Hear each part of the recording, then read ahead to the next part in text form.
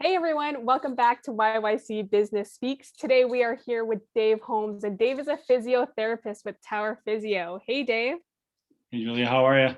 I'm doing well. Nice little picture behind you.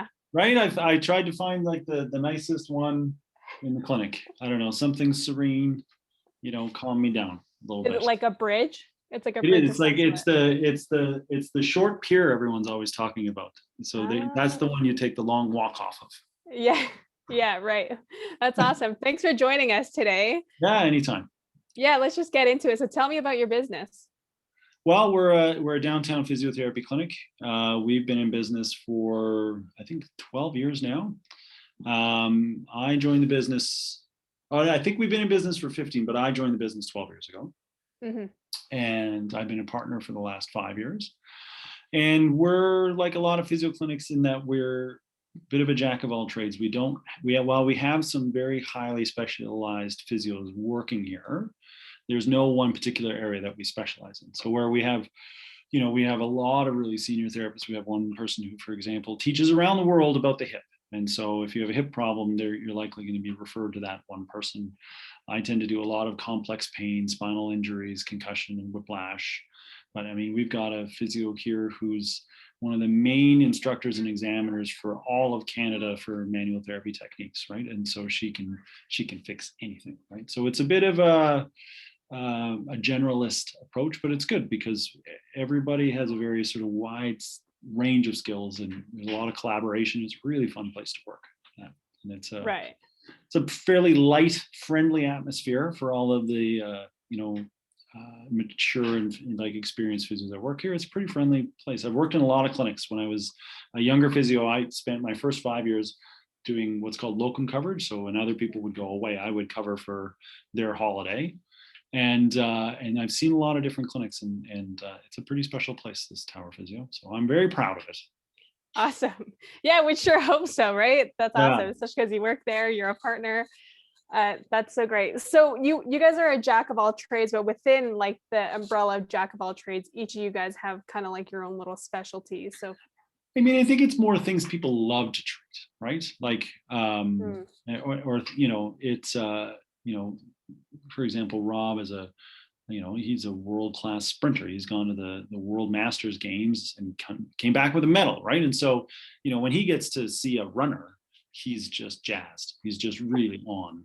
And I was a competitive cyclist for a long time, so I love treating cyclists, right? But probably I spend most of my day treating whiplash and concussion right. and low back pain and those sorts of spinal conditions. But if someone comes in with a knee tendonitis, then we're all over that. We've got a young physio with us who's formerly a competitive Olympic lifter and power lifter, right? And he Mm, was a trainer for 10 years before he became a physio. And so his passion is in dealing with people who want to exercise in the gym, want to lift weights, want to get fit, or want to try and stay fit. Like that's his mm, um, focus. But physio, by its very nature, we tend to have a very wide and diverse range of skills. And I think that's one of the things that gives us an advantage, to be honest, because in physio school, you learn about neurology. If someone has a stroke, it's the physiotherapist that teach them how to walk again. And you learn a lot about the cardiorespiratory system, right? Because if you're in a hospital and you have a hip replacement, it's the physio that gets you in and gets you walking around because we don't want pneumonia to set in. And so it's a really weird profession because it has quite a wide range of skill sets. And so that it does tend to lead to um, sort of a really sort of wide angle take on things, which is good because one of the biggest challenges I think we have as physios is that we really should be capable of telling somebody what the problem is, where it's actually coming from, where does it stem from. mm, And there's a lot of things that can go wrong in the body. yeah. And so, we want to be able to narrow that down and not just say, okay, well, I do this one thing. This is my one technique that I do. And I do this technique on everybody. And some people get great response and some people so-so and some people don't get better at all. But this is my thing. That's not Yeah. how physio works. Physio is diagnosis, directed intervention, reassessment, make sure they're on the right track, and then eventually discharge. So one of the challenges from a business standpoint, I always joke around with other business owners, physio is the worst business model in the world. because we actually are constantly getting rid of our customers. And we're Totally. always on the lookout for new customers, right? And so I'm always quite jealous. I've got a few friends who are chiropractors. And, if you're a chiropractor for 20 years or so, you generally have like a closed practice. You've got your group of people and you're looking after them and they're happy and you're happy. Or a dentist, like a good friend of mine is a dentist as well. And Yeah. you grow your practice and then your practice is full and then you're not us, man. We're always on the lookout for new referrals, right? So, that's probably the single biggest challenge of being a physiotherapist is you're never done. You're always looking for new people. Yeah, that makes sense, which is good for your clients though. It is. I mean, if you're a good physio, I actually, it's you may want to watch out if the physio has a closed practice because I mean you're never getting anybody better. But no, that's not our model. It's like I said, it's for the patients. I believe that our approach is the most patient centered. But it's tough. It's tough on a business owner. It's tough on the physios because you actually have to be quite entrepreneurial. You have to market a lot. You have to network a lot. Yeah. You have to stand out. If you want your patients to tell their friends and family, you need to be pretty special for that to happen. Yeah, that's for sure. Yeah. Okay, so what's the greatest impact the pandemic has had on your business? Well, so for us, we're downtown. So Mm-hmm. geographically, that's been one of the hardest things. So as a downtown clinic, you pay a premium on your rent and things like that because you're down where everybody's working. So normally it's quite advantageous to be downtown because people can nip in at lunchtime or on their coffee break and that sort of thing. Downtown's empty right now, right? And so for us, we have to be something pretty special for people to drive downtown to see us. Yeah. Because right now everyone's working from home, and so there's lots of suburban clinics to choose from. And so for us, we've actually been relatively steady. Like everybody, there's been massive job losses. I mean, certainly the year, and we were locked down for a while. The year hasn't been as good as other years, but it hasn't been catastrophically poor. But a lot of that has to do with like what I was mentioning at the top. We've got a lot of senior therapists with a great reputation, very, very highly respected. And so people will drive down and see us still. So Right. all things considered, it could be worse. Yeah. Yeah. So what's one or two actions that you've taken along the past year that have made a difference for your staying open and still being able to serve your customers and clients the way that you do? Yeah. So we had to make people feel comfortable is the first thing. And we had to be safe, and I would like to pat the profession of physiotherapists on the back for a minute, because as far as I am aware, and the last time I looked wasn't very long ago, there is yet to be a case of a physiotherapist catching COVID or a patient catching COVID at a physio clinic. Right now, the new variants are going to make things difficult because they're far more contagious. But things like mask, goggles, we clean everything twice. That was one of the things the World Health Organization recommended. I mean, we ought always clean the beds, but we have two different types of cleaner. You have a cleaner and then a disinfectant.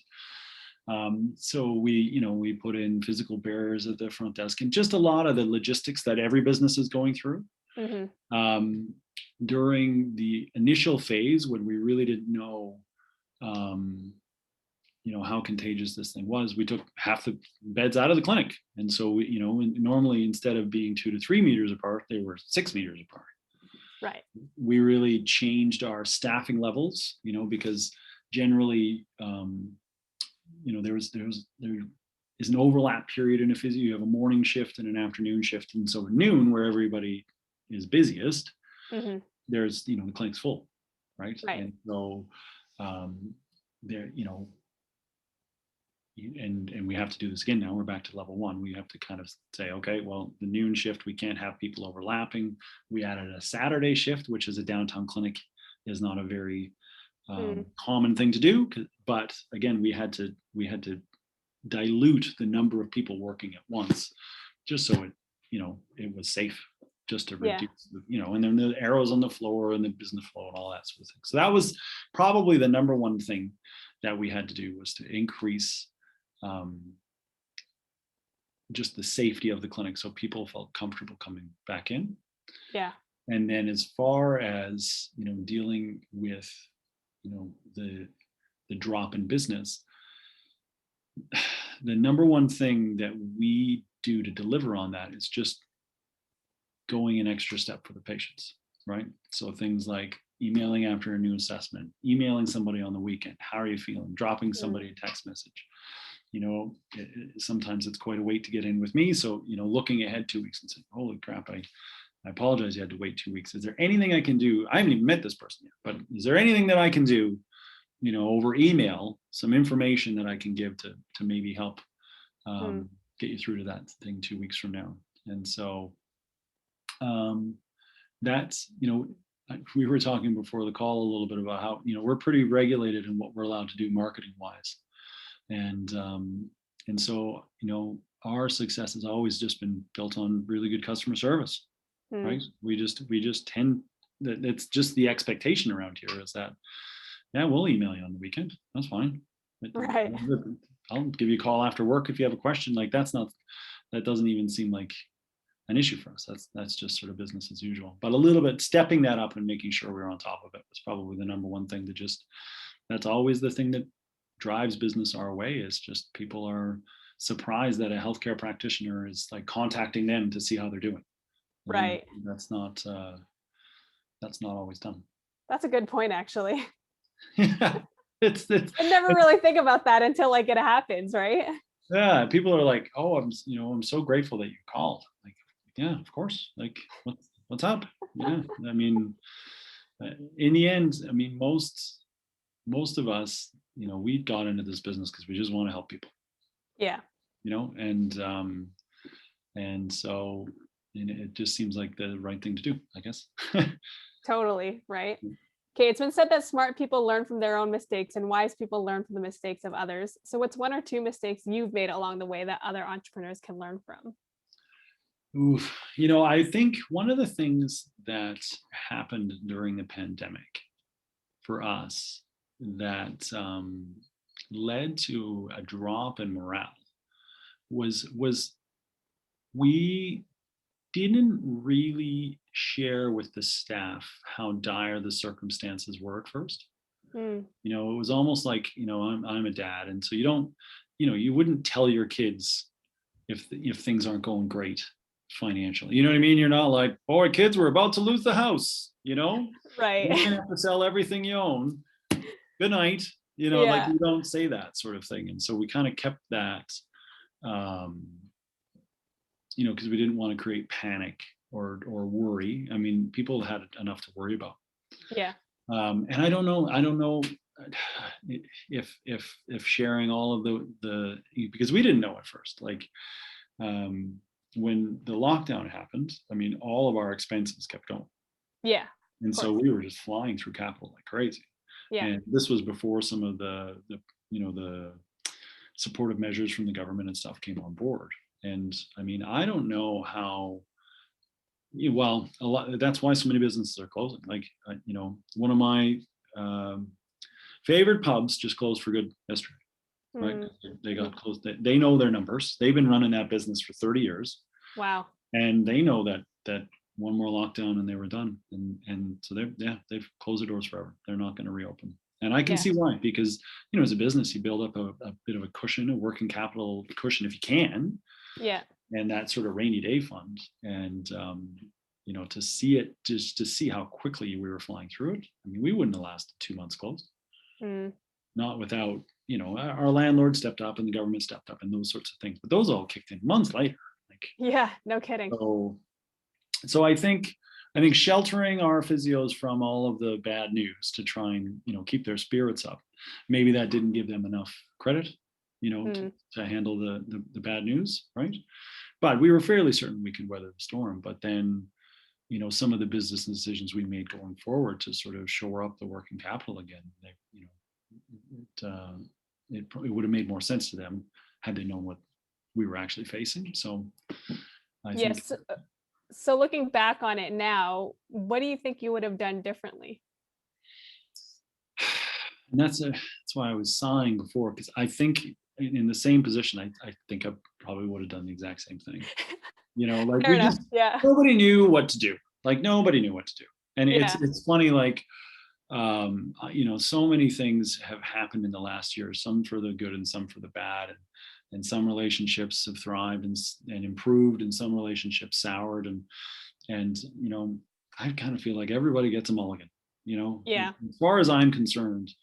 It's everyone was doing what they could, to try. Everybody's got their own financial uh, realities, and everybody was just trying to survive.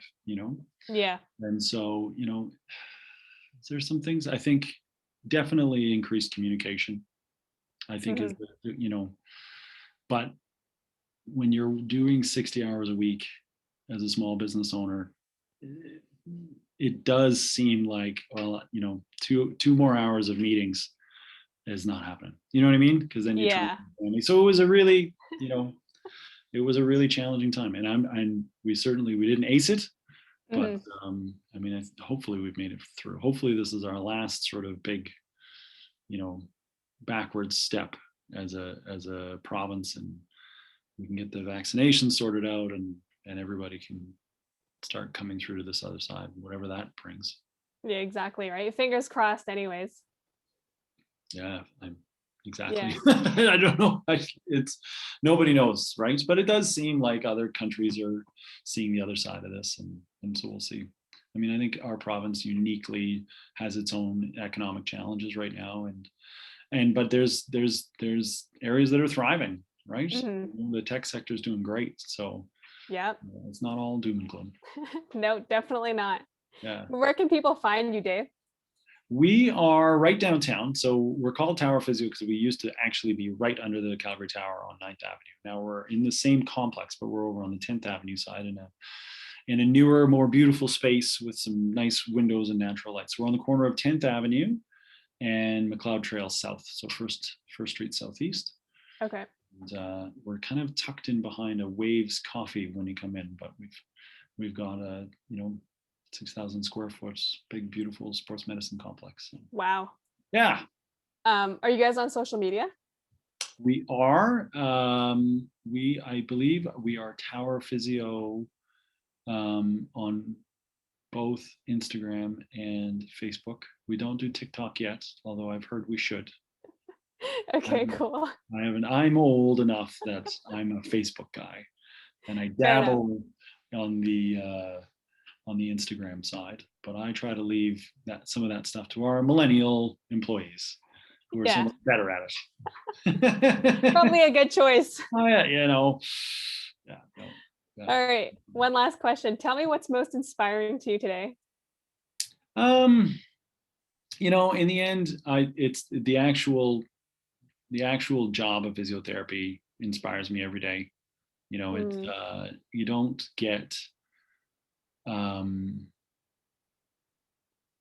you get so many touching stories, right? You see some people with really challenging circumstances, right? And things that you really wouldn't wish on anybody. yeah. And they, like, I'm just constantly blown away at people's ability to handle it, and ability to cope and stay positive in some aspects. I mean, there's grieving and there's, sadness, and there's people handle it a bunch of different ways, but for the most part, I'm often impressed just with how well people can just cope with really rotten circumstances and pain and all of Mm, the things that come following a major injury. Um, yeah. and then, the flip side of it is you also get a lot of really lighthearted moments, right? So some people, it's not car accidents. Some people have tennis elbow, and Right. and in tennis elbow is painful, and it's something that without treatment doesn't go away. It's a nuisance, but then you just get to, in those moments, you get to connect with people. You get to find out. Sometimes I feel like I work in a pub. You know what I mean? It's like I always say, like a really good day in here is, it's like a pub. You're just visiting with people that you've known for a while, and everybody's having a good time, and you're sharing a few laughs and just making people better. So Yeah.